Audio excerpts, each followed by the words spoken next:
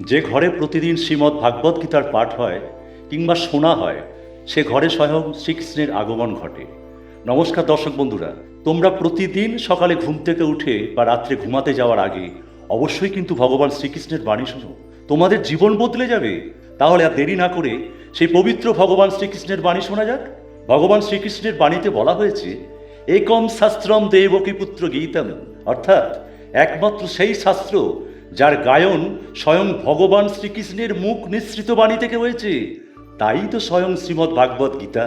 যখন মহাভারতের যুদ্ধক্ষেত্র কুরুক্ষেত্রে অর্জুন অস্ত্র তুলে নিতে দ্বিধাগ্রস্ত হয়ে পড়েছিলেন, তখন ভগবান শ্রীকৃষ্ণ নিজ মুখে যে শাস্ত্রের গীত গেয়েছিলেন, সেই মহাদিব্য উপদেশই হল শ্রীমদ্ ভাগবত গীতা নামে পরিচিত। এর মাহাত্ম্য অপার, অপরিমেয়। এর প্রকৃত মাহাত্ম্য কেউই পুরোপুরি কোনোদিন বর্ণনা করিতে পারে না।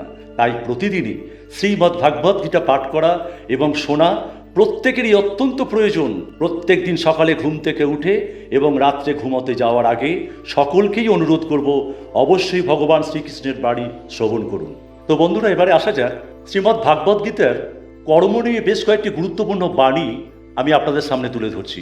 যার প্রথম কথা হলো ফলের আশা বর্জন, অর্থাৎ তোমার অধিকার কেবল কর্মে, কর্ম ফলে নয়। ফলের আসক্তি যেন তোমার বিমুখ না করে। পরবর্তী কথা, কর্তব্য পালন, অর্থাৎ নিজের স্বভাবজাত বা নির্ধারিত কর্ম করো, কারণ কর্ম না করার চেয়ে কর্ম করা কিন্তু অনেক শ্রেয়। পরবর্তী কথা হচ্ছে নিষ্কর্ম কর্মযোগ, অর্থাৎ ফলের আশা ত্যাগ করে সমত্ব বুদ্ধিতে, অর্থাৎ সাফল্য ব্যর্থতায় অবিচলিত থেকে নিজের নির্ধারিত কর্ম করে যাওয়াটাই কিন্তু যোগ। আসছি মানসিকতায়। যিনি কর্মফলের প্রতি আসক্তি বর্জন করেন, করে ঈশ্বরকে স্মরণ করেন, নিজের দায়িত্ব পালন করেন, তিনিই কিন্তু প্রকৃত যোগী। পরবর্তী, আত্ম উন্নতি, অর্থাৎ নিজের মনকে নিজের দ্বারা উন্নত করো, অবনতি করো না। কারণ মনই আত্মার বন্ধু, আবার মনই কিন্তু আত্মার শত্রু, মনে রাখবে। এবারে আসা যাক শ্রীমদ্ ভাগবত গীতার ধর্ম বিষয়ক কয়েকটি বিশেষ বাণী। যার প্রথম কথা হলো স্বধর্ম পালনই শ্রেষ্ঠ।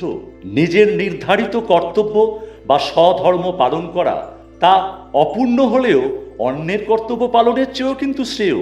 পরবর্তী কথা, কর্ম ও কর্মফল। কর্মের উপর অধিকার থাকলেও ফলের উপর নেই। তাই ফলাফলের আশা ত্যাগ করে নিজের কর্তব্য পালন করে যাওয়াটাই কিন্তু প্রকৃত পরম ধর্ম। পরের কথা, ধর্মের প্রতি গ্লানি। যখনই পৃথিবীতে ধর্মের পতন ও অধর্মের বৃদ্ধি হয়, তখনই কিন্তু ভগবান ধর্ম স্থাপনের জন্য অবতীর্ণ হন। শরণাগতি, সকল প্রকার জাগতিক ধর্ম বা লৌকিক রীতি ত্যাগ করে পরমেশ্বরের শরণাগত হওয়াটাই হলো চূড়ান্ত ধর্ম। আর আত্মা ও ধর্ম, আত্মা ধর্মই হলো স্বধর্ম, যা মানুষের ভেতরের ঈশ্বরকে চেনার পথ দেখায়। তো কর্ম ও ধর্ম বিষয়ক বাণীগুলি শোনার পর এবারে আমরা আসবো একেবারে অহংকার বিষয়ক ভাগবত গীতায় কি লেখা আছে সেই বাণী সম্পর্কে। প্রথমেই দেওয়া আছে পতনের মূল কারণ, অর্থাৎ অহংকার বা আমি ভাব মানুষের বুদ্ধি নাশ করে এবং তাকে নিচের দিকে টেনে নিয়ে যায়। এরপর আসছি অসুর প্রাকৃতিক লক্ষণ। গীতায় অহংকারকে আসুরিক স্বভাবের লক্ষণ হিসেবে উল্লেখ করা হয়েছে। দম্ভ, অহংকার, ক্রোধ, কঠোরতা এবং অজ্ঞানতা। পরবর্তী হচ্ছে কর্তৃত্বের ভ্রান্তি। মানুষ নিজেকে কাজের কর্তা মনে করে অহংকারী হয়ে ওঠে, কিন্তু প্রকৃতপক্ষে ঈশ্বরই সব কিছুর নিয়ন্ত্রণ। পরবর্তী কথা হচ্ছে মুক্তির পথ। অহংকার ও আসক্তি ত্যাগ করে নিজেকে নম্র রেখে ঈশ্বরের উপর পূর্ণ আত্মা সমর্পণ করাটাই হলো প্রকৃত পরমাত্মা বা পরম জ্ঞান লাভ করা। তবেই সম্ভব।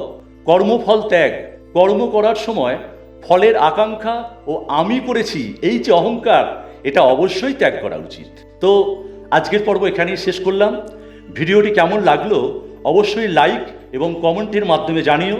যদি সম্ভব হয় ভিডিওটি শেয়ার করে প্রতিটি মানুষের কাছে পৌঁছে দিও। কেমন? ধন্যবাদ।